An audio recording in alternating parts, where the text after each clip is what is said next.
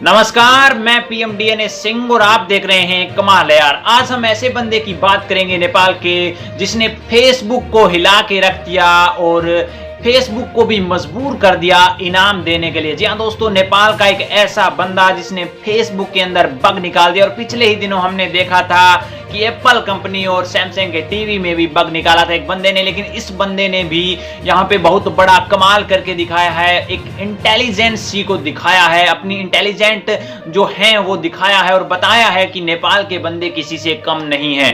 तो हम इसकी पूरी चर्चा करेंगे, कहाँ का रहने वाला है, फेसबुक में क्या बग निकाला है और फेसबुक से कितना इनाम इसने हासिल किया है और कहां पड़ता है, पूरी चर्चा करेंगे। तो वीडियो के अंत तक बने रहिए और अगर आप चैनल पे नए हो तो चैनल को सब्सक्राइब करके बेल आइकन दबा लीजिए ताकि आपको अगला अपडेट भी सबसे पहले मिल सके। तो चलिए वीडियो को शुरू करते हैं।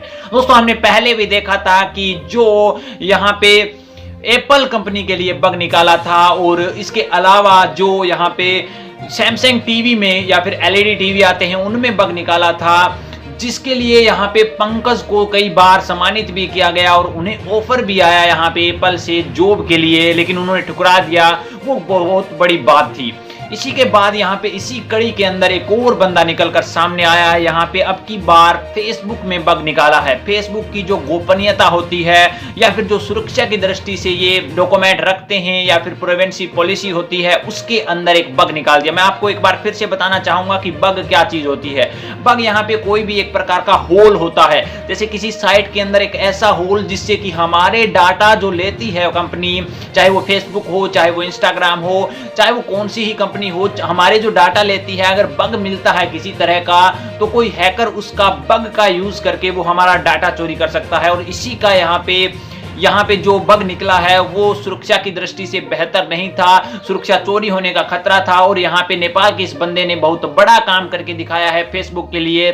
तो यहाँ पे जो सुरक्षा और गोपनीयता की चीजें होती हैं उनके लिए बग निकाला है। तो उस बंदे का नाम है दोस्तों दीपेश बोहर, और लगभग 17 वर्षीय दीपेश बोहर ने इतना बड़ा काम कर दिया। यानी कि एक टीनेजर ने, एक नेपाल के एक टीनेजर ने इतना बड़ा काम किया है। अब हम जान लेते हैं कि दीपेश कहाँ के रहने वाले हैं। जी हाँ दोस्तों, ये यहाँ पे जुमला के रहने वाले हैं। अभी यहाँ पे ये जानना जरूरी है कि जो नेपाल के दीपेश हैं वो काम क्या करते हैं। तो दोस्तों मैं बता दूं आपको कि अभी काम नहीं करते, ये अभी यहाँ पे अपनी स्टडी को कंटिन्यू करे हुए हैं। और मैं आपको बता दूं कि ये काठमांडू के कैपिटल कॉलेज में पढ़ते हैं, यानी कि एक एज ए स्टूडेंट हैं। और एक स्टूडेंट ने और इतनी कम उम्र में इतनी इंटेलिजेंट चीज को निकाला है, या फिर ऐसे कहें कि फेसबुक के अंदर बग निकालना कोई छोटी बात नहीं है। सबसे बड़ा प्लेटफॉर्म है सोशल मीडिया की ओर से।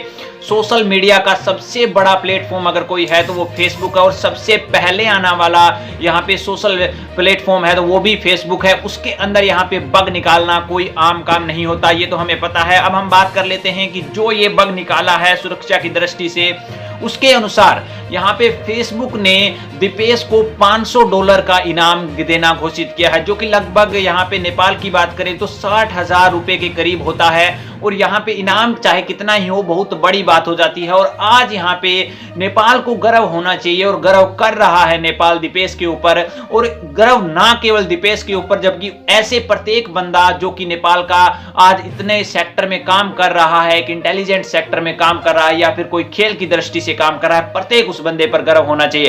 क्योंकि ये जो जनरेशन आ रही है नेपाल की, वो कहीं ना कहीं डिफरेंट सोच रखती है, कहीं ना कहीं अलग करने का यहाँ पे खामियाजा रखती है या फिर ताकत रखती है, हम ये कह सकते हैं। और यही कारण है कि दिन प्रतिदिन नेपाल आगे की आगे बढ़ता जा रहा है और नेपाल का नाम रोशन हो रहा है। ये जो जनरेशन है वो नेपाल का नाम रोशन करने में जुटी हुई है। हमने पहले भी देखा था, चाहे वो एप्पल कंपनी का बग हो, चाहे वो सैमसंग टीवी का बग हो, चाहे अब वो यहाँ पे फेसबुक का बग हो। इसके अलावा कुछ लोग जैसे यहाँ पे खेल की दृष्टि से भी बहुत ज्यादा आगे बढ़ रहे हैं, डांस में भी सबसे बड़ा रिकॉर्ड नेपाल के नाम है। तो यहाँ पे जो ये जनरेशन है वो कहीं ना कहीं बहुत बड़ा डिफरेंट कर रही है, जिसके कारण नेपाल का नाम सुर्खियों में आता जा रहा है दिन प्रतिदिन। जी हाँ दोस्तों, आपकी क्या राय है दीपेश के बारे में अपने कमेंट सेक्शन में कमेंट करके जरूर बताइए अपने विचार। चलिए आज के लिए इतना ही, आगे कोई नया अपडेट मिलता है फिर आपके सामने हाजिर होंगे। तो वीडियो को लाइक कीजिए, शेयर कीजिए, और अगर आप चैनल पे नए हों तो चैनल को सब्सक्राइब करके बेल आइकन दबा लीजिए ताकि आपको अगला अपडेट भी सबसे पहले मिल सके।